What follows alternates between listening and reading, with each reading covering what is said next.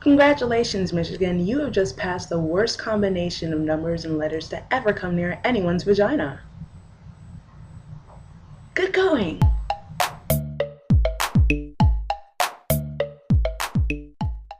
HB 5711, also known as the Michigan Anti-Abortion Bill, just passed last week, and it is already being touted as the most restrictive anti-abortion bill in the nation. This is a Frankenstein of a bill. Everything to hate about pro-life legislation is in this one bill, and it's kind of scary. Now, the bill only passed in Michigan's House of Representatives, so it's still got a while before it heads out to its Senate in September. So in the meanwhile, I think we need to have a talk about how this bill is disastrous to anyone with a vagina. Now, I know there are certain staples in pro-life legislation that always have to be present, like banning abortions or limiting access to them, and no surprise, this bill actually has both. It bans abortions after 20 weeks, even in the case of rape and incest, and if you live in any rural areas in Michigan, you're out of luck, because now you have to travel miles to see your doctor for any related services. And speaking of doctors, it takes the whole anti-abortion fight to the doctors by requiring them to hand out questionnaires for their patients in order to determine if they're being coerced into having an abortion or are victims of domestic abuse.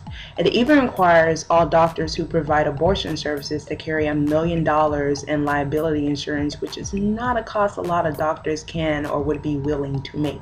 It even takes on entire clinics by requiring them to be licensed as freestanding surgical outpatient facilities, which means that clinics have to go through the trouble of creating an entirely new surgical suite, which is not a cost that a lot of small clinics can afford to make. And then it does all these other things like asserting that fetuses feel pain and requiring you to bury all aborted fetuses. Wait. That's right, the bill requires you to bury, cremate, or otherwise tend to an aborted fetus as if it was a dying person. And services such as cremations or burials can cost from $250 to $4,000. All in all, this bill serves to make abortions that much more difficult for those who are seeking them. Finding, having, hell, even dealing with the aftermath of an abortion will become much harder once this bill is in place. And even though the Michigan House of Representatives say this has nothing to do with the so-called war on women happening in the country right now, this bill kind of comes off like a landmine or a missile or an air drone attack. Something like that. Now, there's already an immense amount of backlash towards this bill, and it only serves to get stronger now that it's actually passed in the House.